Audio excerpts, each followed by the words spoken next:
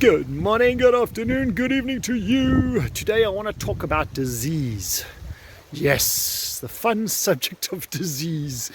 I was watching a video and listening to Dr. Bruce Lipton speaking a little bit earlier, and if you've never followed his work before, I strongly recommend you do, and go get his book, The Biology of Belief, one of his books. Amazing book, incredible read, and learning how to understand the body a little bit differently, and how the energy is so pervasive within our bodies, and the different forms of energy, and how that influences our health and well-being, and on a cellular level and so forth.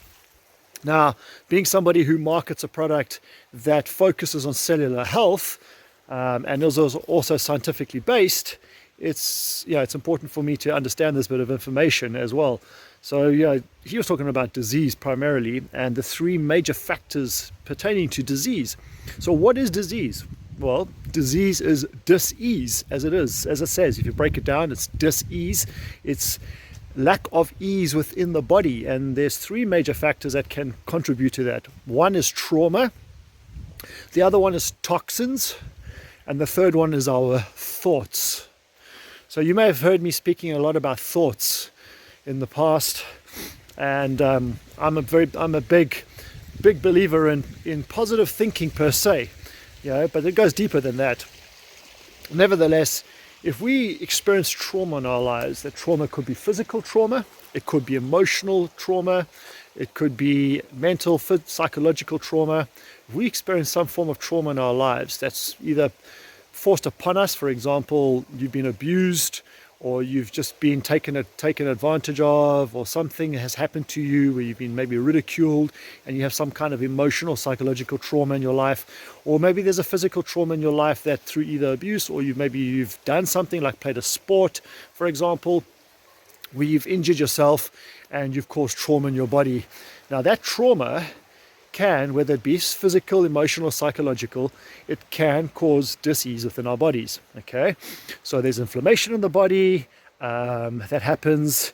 It could be some form of fever, raised temperatures, that kind of stuff in the body. It could be a number of factors, but that trauma that's put upon the body causes dis-ease, it causes inflammation, and a number of other things as well that happen within the body as a result of the trauma, whether it be physical, emotional, psychological. Then we have toxins. Now, toxins is another big thing I talk about, primarily through foods and liquids that we drink. And most of the foods that we eat today, unfortunately, are processed foods. Invariably, very few options are available these days that are worth actually buying. Even if you think you're buying healthy foods, it's not necessarily healthy because of the way these foods are grown and manufactured and processed and all that kind of stuff. And very often they're priced out of the price range of the average individual, and so therefore people typically will tend to eat processed foods, fast available, quick foods, and those are full of toxins. And then we have toxins that come from the medications and the drugs that people take, and people think it's okay to take medication every day. It's become the norm in society for people to be taking medication.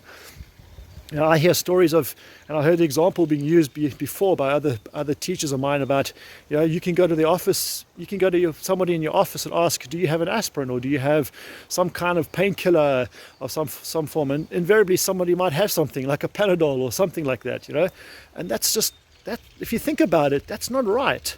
So, we are flooding our bodies full of toxins on a regular basis. It could be environmental toxins, and just in the water we drink. And the air that we inhale. But nevertheless, by the mere fact that we eat foods that are primarily toxic in many ways, and then we're taking medication on a daily basis to either numb the pain that we're experiencing in our bodies through physical pain, which by the way is a sign, it's an indication that something's wrong. So it should be paid attention to rather than just numbing the pain, right? You need to deal with the source.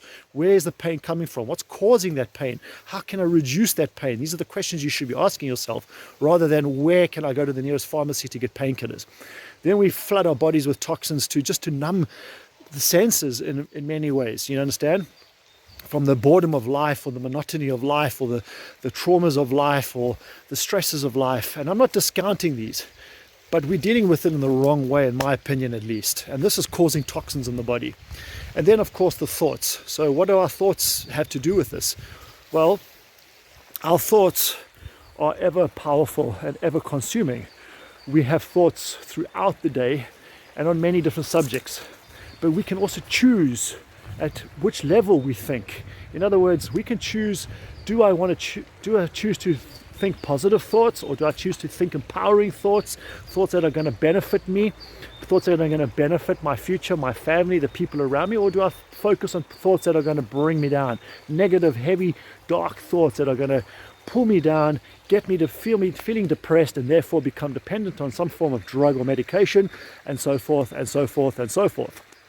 So our thoughts can lead, as Henry Ford once said, to paraphrase him, if you think you can, or if you think you can't, you're probably right. Whether you think you can do something, or whether you believe you cannot do something, you are probably right, okay? Because you can think yourself into any existence, any possibility, any future. If you have a desire, for example, I spoke about this recently, if you have a desire for something, the fact that you have a desire for it means that you're having thoughts about that, and that can lead to greater, bigger, better things for yourself. You may have thoughts that focus solely on pain and on anguish and your history, your past, that may be painful to you, and you're focusing on those thoughts, and those thoughts can cause disease. And over time, as you think, the more and more you think about certain negative, bad energies, because that's all it really is, it's just an energy, then those negative energies start to have an impact on your body and cause disease. So these are the three factors that Dr. Bruce Lipton was talking about: our trauma in our life, the toxins in our life, and the thoughts in our life, and how those can cause disease. Think about that for a moment. If not for a moment, for a day, for a week, think about that for the rest of your life, and how you can start to change those impacts in your life and on your body to reduce the impact of disease that's prevalent with most of us. It's fair to say that at least 97% of people on the planet are struggling with some form of dis-ease within their bodies. And I trust that you take that on board and you use that for your own empowerment, for your own betterment and your own health. And I hope and I trust that you're going to improve it and look at how various ways in which you can change the trauma in your life, and dealing with that trauma, overcoming the trauma, whether it be physical or emotional, okay? You need to overcome the trauma in some shape, form or way. How can you reduce the toxins in your body? And if you're on medications, and it's not life-saving kind of medications, but stuff that you can afford to come off, that you don't need a doctor to tell you, do I need to take this medication or not? Because if it's, for example, pain medication, these kinds of things, and it's you taking it more for comfort than anything else, then how can you start coming off those medications, those drugs? And how can I start eating healthier, cleaner, more energy, vibrant foods that are going to help and serve my body and reduce the disease? And then your thoughts. How can I start thinking positive, empowering, impactful thoughts every single day, as often as I possibly can? I have mantras that go through my head consistently throughout the day, various mantras depending on where I am in my day. And I have intentions that help lead me through my day as well. And these are all empowering, positive thoughts. And I know that these thoughts help my body to live a healthier, easier, more relaxed life. So I trust that helps. And I look forward to hearing your feedback on what I've just said to you. And if you are using any tools, any kind of interventions for yourself, tools that you have access to, share them on this thread. Share them with anybody else that may be watching this video, because it can help somebody else's life, it can impact someone else's life potentially. And I look forward to speaking to you soon. Have a beautiful day.